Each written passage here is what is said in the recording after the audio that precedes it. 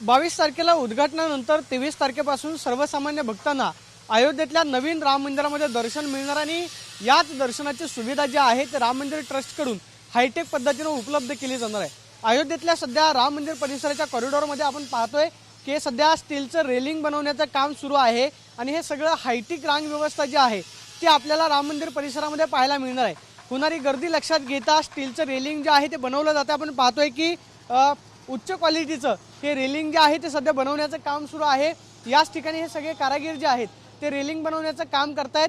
चांगल्या क्वालिटीचं स्टील जे आहे ते यासाठी वापरण्यात आलेलं आहे आणि जेणेकरून होणारी गर्दी जी आहे ती या खरं तर रेलिंगपासून रोखली जावी हा याच्या पाठीमागचा महत्त्वाचा उद्देश आहे। आणि हे रेलिंग बनवण्याचं काम सध्या कॉरिडॉर परिसरामध्ये सुरू आहे।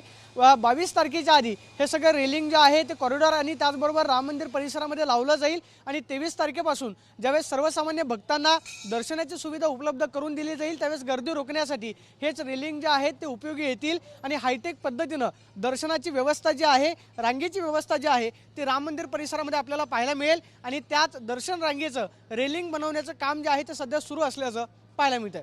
Camera person Rakesh Sonavi, Pradeep Kapse, TV9 Marathi, Ayodhya.